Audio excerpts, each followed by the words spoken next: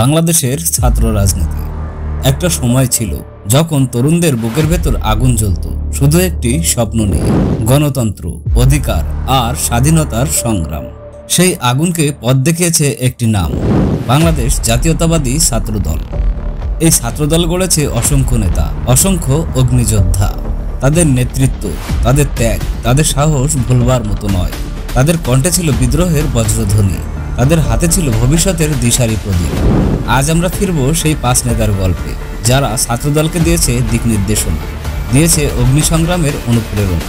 তাদের মধ্যে আছেন রওনকুল ইসলাম শ্রাবণ, রাজপথের অগ্নিসেনানী; রুহুল কবির রিজভী, যে কণ্ঠ আজও বজ্রপাতের মতো গর্জে ওঠে; আমানুল্লাহ আমান, ছাত্র রাজনীতির যুক্তি ও দৃঢ়তার প্রতীক; ডক্টর আসাদুজ্জামান রিপন, জ্ঞান ও প্রজ্ঞায় ভর করে এক নতুন দিগন্ত; এবং শামসুজ্জামান দুদু, সেই নাম যে নাম ছাড়া ছাত্রদলের ইতিহাস অসম্পূর্ণ।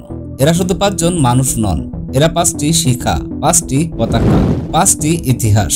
তাদের পদচিহ্নে হাঁটলে বোঝা যায় ছাত্রদলের রক্তাক্ত পথ কতটা অগ্নিময় ছিল, কতটা সংগ্রামী ছিল।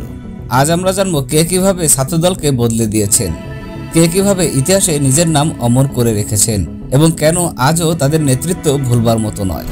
হ্যালো বন্ধুরা, আমি আশিক জাকি, ওয়েলকাম টু বায়োমোটিভেন্স। আজ আমরা জানবো জাতীয়তাবাদী ছাত্রদলের সেরা 5 জন নেতার গল্প। চলুন ভিডিওটি শুরু করা যাক। 5 নম্বরে আছে রওনকুল ইসলাম শ্রাবণ। ছাত্রদলের মিছিলে যখন স্লোগান কাঁপত, তখন সামনের কাতারে দাঁড়িয়ে থাকতেন রওনকুল ইসলাম শ্রাবণ। তিনি ছিলেন এক অগ্নিযোদ্ধা, এক ভয়হীন সৈনিক। তার নেতৃত্বের সবচেয়ে বড় বৈশিষ্ট্য ছিল সাহস। শাসকের গুলি, লাঠি কিংবা গ্রেফতার কোনো কিছুই তাকে থামাতে পারেনি। শ্রাবণ ছিলেন সংগঠনের প্রাণভোমরা। তিনি বিশ্বাস করতেন ছাত্রদল শুধু একটি রাজনৈতিক সংগঠন নয়, এটি হলো তরুণদের আত্মত্যাগের সংগঠন। তার স্লোগান, তার উপস্থিতি আর তার আগুনঝরা নেতৃত্ব ছাত্ররা পেয়েছিল অনুপ্রেরণা। আজও ছাত্রদলের সভা সমাবেশে শ্রাবণের নাম উচ্চারিত হয় আবেগের সাথে, যেন তিনি রাজপথে চিরকাল বেঁচে আছেন। তিনি প্রমাণ করেছেন নেতৃত্ব মানে ক্ষমতার জন্য দৌড়ানো নয়, নেতৃত্ব মানে দেশের জন্য জীবন বাজি রাখা। রুহুল কবির রিজভী। বাংলাদেশের ছাত্র রাজনীতির এক প্রতীকী নাম রুহুল কবির রিজভী। ছাত্রদল থেকে তিনি তার যাত্রা শুরু করেন আর অল্প সময়ের মধ্যে নিজেকে প্রতিষ্ঠা করেন একজন সংগঠক হিসেবে। তার কণ্ঠ ছিল বজ্রপাতের মতো। যখন তিনি মাইক্রোফোন হাতে নিতেন, পুরো ক্যাম্পাস কেঁপে উঠত। তার নেতৃত্বের দিনগুলোতে ছাত্রদল পেয়েছিল নতুন দিক নির্দেশনা, পেয়েছিল আত্মবিশ্বাস। পরবর্তীতে তিনি বিএনপির মুখপাত্র হয়ে ওঠেন। আজও যখন তিনি কথা বলেন, সেই একই আগুনঝরা শব্দ ভেসে ওঠে, যা ছাত্রদলের আন্দোলনের দিনগুলোতে রাজপথে শোনা যেত। রিজভী দেখিয়েছেন ছাত্রনেতা হতে হলে শুধু রাজপথে দাঁড়ানোই যথেষ্ট নয়, মানুষের হৃদয়েও জায়গা করে নিতে হয়। আমানুল্লাহ আমান। ছাত্রদলের আরেক নক্ষত্র হলো আমানুল্লাহ আমান। তিনি ঢাকা বিশ্ববিদ্যালয়ে ছাত্র রাজনীতি থেকে উঠে আসা এক অনন্য নেতা। তার নেতৃত্ব ছাত্রদল পেয়েছিল কৌশল, পেয়েছিল দিক নির্দেশনা। আমান বিশ্বাস করতেন রাজনীতি মানে শুধু স্লোগান নয়, রাজনীতি মানে যুক্তি, ভিশন আর দায়িত্ববোধ। তার ছাত্র জীবনের সংগ্রাম, ডাকসুর রাজনীতি এবং রাজপথের নেতৃত্ব তাকে দিয়েছে এক অনন্য অবস্থান। আজও যখন তার নাম উচ্চারিত হয়, মনে পড়ে যায় সেই ছাত্র নেতা যিনি ঝড়ের মধ্যে দাঁড়িয়েছিলেন পাহাড়ের মতো দৃঢ় হয়ে।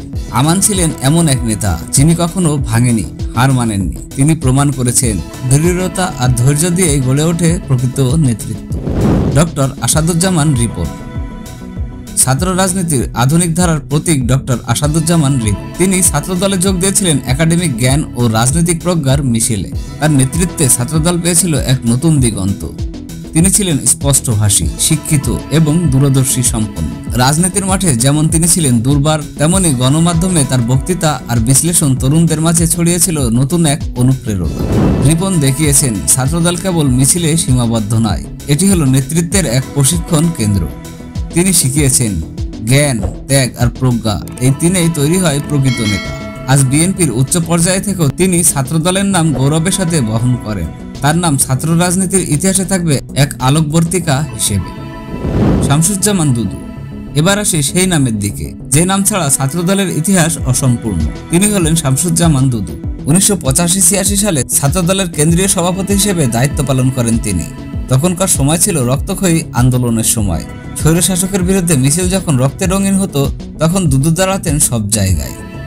তার নেতৃত্ব ছাত্রদল পেয়েছিল নতুন প্রাণ। তিনি ছিলেন দৃঢ় আর অগ্নিমুখ। দুদুর নেতৃত্ব মানে ছিল ছাত্রদলের শিখরে ওঠা। আজ তিনি বিএনপির জাতীয় রাজনীতির অগ্রভাগে থেকেও নিজেকে গর্বের সাথে পরিচয় দেন, আমি ছাত্রদল থেকে উঠে আসা একজন কর্মী। তার নাম ইতিহাসে লেখা থাকবে সেই অগ্নিযোদ্ধা হিসেবে যিনি ছাত্রদলকে এনে দিয়েছিলেন গৌরবের শিখরে। এই 5 জন নেতা যাদের নেতৃত্ব, তাদের আত্মত্যাগ, তাদের সংগ্রাম ভুলবার মতো নয়। তাদের পদচিহ্নে হেঁটে ছাত্রদল গড়ে তুলেছে নিজের গৌরবময় ইতিহাস এবং আগামী প্রজন্ম সেই ইতিহাসকে এগিয়ে নিয়ে যাবে আরো দূরে। কারণ নেতৃত্ব মরে না, নেতৃত্ব অমর থাকে মানুষের হৃদয়, সংগ্রামের শপথে আর রাজপথের প্রতিটি ধ্বনিতে। এরা হলেন জাতীয়তাবাদী ছাত্রদলের সেরা 5 নেতা, যাদের নাম ইতিহাসে চিরকাল বেঁচে থাকবে। কোন ছাত্রনেতার গল্প তোমাকে সবচেয়ে বেশি অনুপ্রাণিত করেছে কমেন্টে লিখে জানাও, এবং কোন নেতার গল্প বিস্তারিত আকারে দেখতে চাও কমেন্টে জানাও।